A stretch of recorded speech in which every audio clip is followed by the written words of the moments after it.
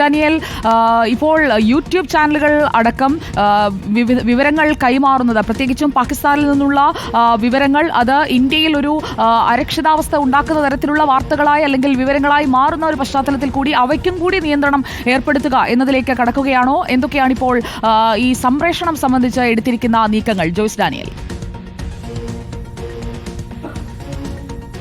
സുജി, ഏതായാലും 16 പാക് യൂട്യൂബ് ചാനലുകളാണ് ഇപ്പോൾ കേന്ദ്ര സർക്കാർ റദ്ദാക്കിയിരിക്കുന്നത്. ഇതിൽ പ്രധാനമായും പാക് മുൻ ക്രിക്കറ്റ് താരം കൂടിയായ അക്തറിന്റെ ചാനൽ കൂടി റദ്ദാക്കുന്നുണ്ട്. പ്രധാനമായും ഇതിൽ കേന്ദ്ര സർക്കാർ നൽകുന്ന ഒരു വിശദീകരണം, ഇന്ത്യയിൽ ഉൾപ്പെടെ ഇത്തരത്തിൽ നടക്കുന്ന കാര്യങ്ങൾ, ആ കാര്യങ്ങൾ തെറ്റായ രീതിയിൽ ചിത്രീകരിക്കാൻ യൂട്യൂബ് ഉപയോഗിച്ച് ശ്രമിക്കുന്നു. ഒപ്പം തന്നെ പാകിസ്ഥാനിൽ നിന്നുള്ള വിവരങ്ങൾ അത് ഇന്ത്യയിലേക്ക് എത്തിച്ച് ഇവിടെ ചില സ്പർദ്ധയുണ്ടാക്കാനുള്ള ശ്രമങ്ങളൊക്കെ ഈ യൂട്യൂബ് ചാനലിലൂടെ നടത്തുന്നു. അതുകൊണ്ട് തന്നെ ഇത് രാജ്യത്തിന്റെ സുരക്ഷയ്ക്ക് ഭീഷണിയാണ് എന്ന കാരണം ചൂണ്ടിക്കാണിച്ചുകൊണ്ടാണ് ഇപ്പോൾ 16 പാകിസ്ഥാന്റെ 16 യൂട്യൂബ് ചാനലുകൾ ഇപ്പോൾ റദ്ദാക്കിയിരിക്കുന്നത്. ഇതിൽ സ്പോർട്സും ഒപ്പം തന്നെ ന്യൂസ് റിലേറ്റഡ് ആയിട്ട് വരുന്ന കണ്ടന്റുകളുള്ള യൂട്യൂബ് ചാനൽ കൂടിയാണ് റദ്ദാക്കുകയും ചെയ്തിരിക്കുന്നത്.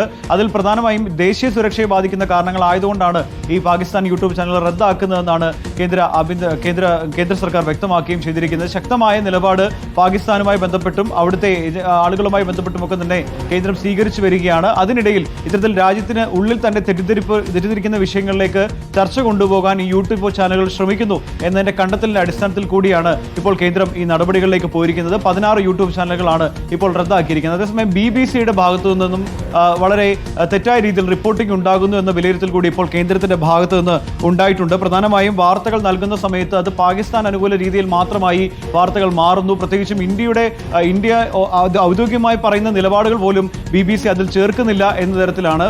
ഇവിടെ ഭീകരാക്രമണം നടന്നതിൽ തോക്കുധാരികളായ ആളുകൾ എത്തി ജമ്മു കാശ്മീരിൽ ആക്രമണം സൃഷ്ടിച്ചു എന്നൊക്കെ പറഞ്ഞുകൊണ്ട് ഇവിടെ നടന്ന ഭീകരാക്രമണത്തെ ചെറുതാക്കുന്ന രീതിയിലേക്കാണ് BBC ശ്രമം നടത്തിക്കൊണ്ടിരിക്കുന്നത്.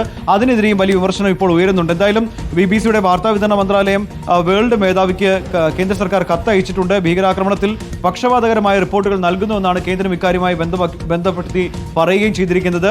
പഹൽഗാം ഭീകരാക്രമണവുമായി ബന്ധപ്പെട്ട റിപ്പോർട്ടിംഗിൽ അതിൽ BBC പക്ഷപാതകരമായി ഇടപെടുന്നു. പാകിസ്ഥാന്റെ കാര്യങ്ങൾ പാകിസ്ഥാൻ പറയുന്നത് മാത്രമാണ് കൊടുത്തുകൊണ്ടിരിക്കുന്നതെന്നാണ് ഇപ്പോൾ കേന്ദ്രം വിലയിരുത്തിയത്. അങ്ങനെ ശക്തമായ നിലപാട് ഇപ്പോൾ വാർത്താവിനിമയ മന്ത്രാലയത്തിന്റെ ഭാഗത്തുനിന്നുണ്ടാകുന്നു. അത് പാകിസ്ഥാൻ യൂട്യൂബ് ചാനലുകൾ റദ്ദാക്കുന്നതാണെങ്കിലും അല്ലെങ്കിൽ BBC പോലുള്ള ദേശീയ ലോകം മുഴുവൻ കാണുന്ന BBC പോലുള്ള മാധ്യമങ്ങൾ ഇത്തരത്തിൽ പാകിസ്ഥാനെ അനുകൂലിച്ചുകൊണ്ടുള്ള ഇത്തരത്തിൽ പത്ര റിപ്പോർട്ടുകളും ഒക്കെ തന്നെ വാർത്തകളും ഒക്കെ തന്നെ നൽകുന്നത് അത് വലിയ പ്രതിസന്ധി സൃഷ്ടിക്കുന്നതിനാണ് കേന്ദ്രം വിലയിരുത്തിയിരിക്കുന്നത്. അതുകൊണ്ട് കർശന നടപടികളുമായി ഇപ്പോൾ ഈ വിഷയത്തിൽ കേന്ദ്ര സർക്കാർ മുന്നോട്ട് പോയിക്കൊണ്ടിരിക്കുകയാണ്. സുജിയ.